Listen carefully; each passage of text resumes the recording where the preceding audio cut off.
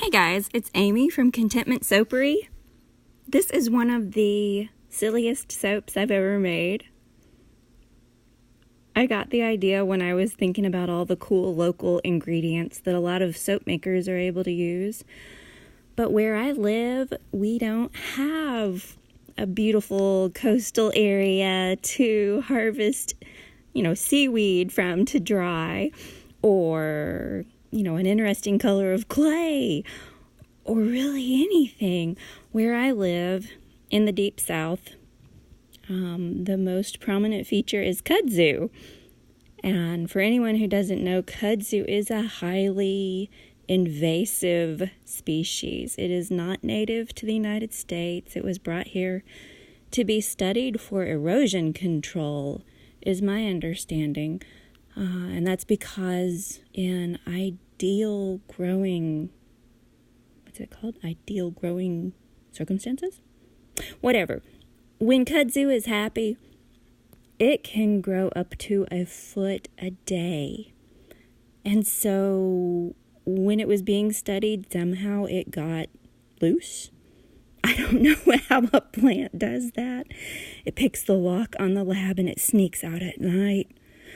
But at any rate, it was not intentionally introduced, but nevertheless, here it is.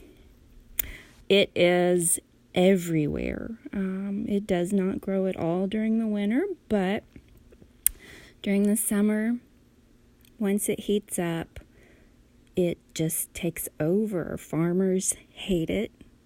It's nearly impossible to eradicate once it's taken hold of an area. And, so I've got loads of KUDZU, and I was kind of rolling my eyes and laughing about that. But then I started researching it just kind of on a whim, and it turns out it's native to Asia, and it is actually used in ancient Chinese medicine. And from what I read, it's one of the earliest medicines. It has a history that can be traced back very, very far in Chinese medicine, which really shocked me. Everyone in the South sees it kind of as a nuisance. It's jokingly referred to as the plant that ate the South. But to find out it does have a beneficial use was kind of neat. When it's growing, it climbs up trees, it covers fields, it chokes out crops. It has very wide leaves, and the leaves are what I incorporated into this soap, just for a little bit of exfoliation. It didn't take long to find a big patch of KUDZU growing near my house, and all I did was pluck off some of the leaves, laid them out in the sun to dry, and once they were completely dry, I ground them up. And I only incorporated them in the darkest colors of this soap. Oh, hey, watch that green that's in the top left. It was a nice light color green at first, and it morphs into a weirder and weirder shade of green. It does go back once it's cured, but the two colors at the bottom, to me, those were the darkest colors. And those are the ones that I incorporated a little bit of dried KUDZU into, just for some mild exfoliation in this soap. There's my KUDZU. I was kind of proud of it.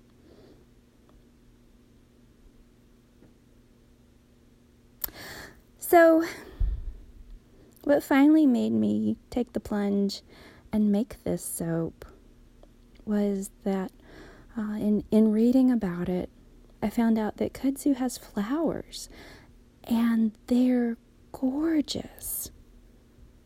They are similar to wisteria flowers, big clusters of blossoms in shades of kind of anywhere from purple to magenta. And I think they're beautiful, but one day when I was driving, I was stopped at well, I think it's the only stoplight between me and the closest city. And just happened to look over. And of course there's kudzu, because there's kudzu everywhere. But there was one of these flowers, and it was peeking out from in between the leaves. And it was gorgeous, and as common as kudzu vine is here, there was this perfect little cluster just kind of hidden there that nobody would notice. But I was just kind of struck by how beautiful it was. And, the light turned green and I had to move on. But when I was reading about these flowers, I read that they have a fragrance that is similar to grapes. So I ordered some kudzu fragrance oil to go in this soap, and you might have already noticed I completely forgot to put fragrance oil in this batch. I got all the colors mixed and incorporated my little bits of dried kudzu, but I did have to go back and make an identical batch so that I could add the kudzu fragrance oil. And it is very similar to grapes. I really love how it smells.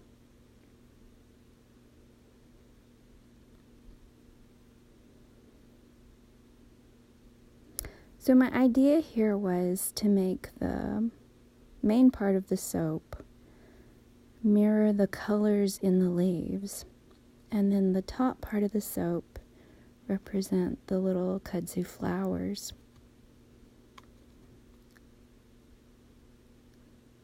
Kudzu leaves are mostly kind of it's almost a bluish green. It's a very vivid, dark color. But when the wind swirls around in these leaves and flips them over, the underside is kind of a silvery gray-green. It's much lighter. And when the wind's playing in the leaves, it's gorgeous. To me, it almost looks like the waves on the sea because of all the colors that are swirling. Colors of green. But different shades of green. I think it's really beautiful, but I'm not a farmer, so I don't have to fight it every day. I had some kudzu embeds that I made to put on top. And these are the dark color green, like the tops of kudzu leaves. I also added some bath salt crystals to the top, just to kind of enhance the little flower appearance. This is the next day. Get to see the inside.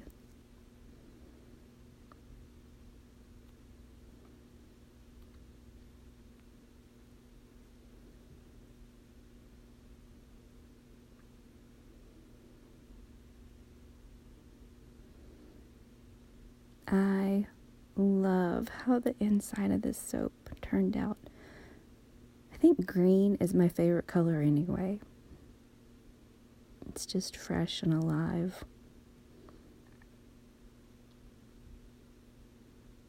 But all these different colors of kudzu, and then the tiny bits of leaves in the darkest parts. I really love how the bottom of the soap turned out.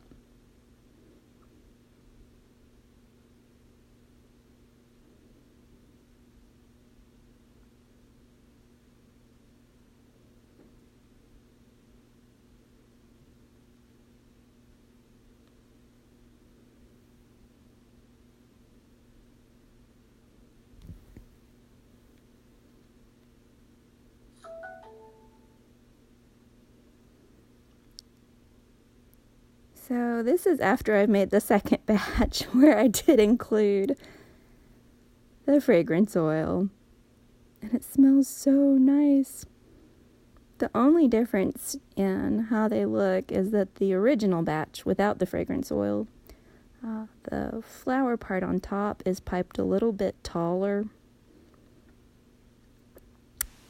And this is my first attempt at piping vines. I could definitely use a little more practice. But the nice thing about this part was that any vines that I didn't like how they turned out, I could just cover with the leaves that I'm about to pipe next.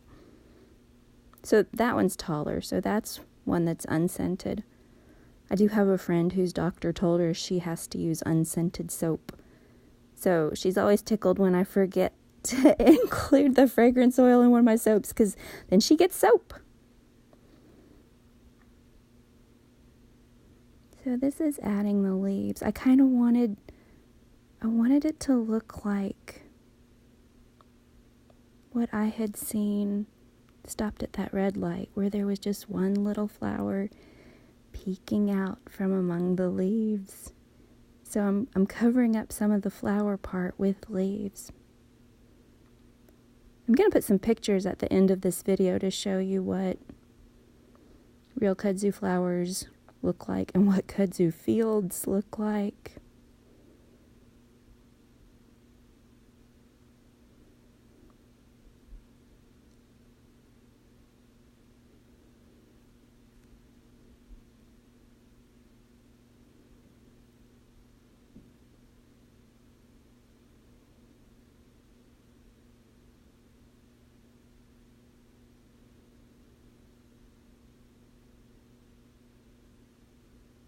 This is the finished soap. And that is a kudzu field. You can see it used to be forest. This is the flower. It's beautiful. Thanks for joining me.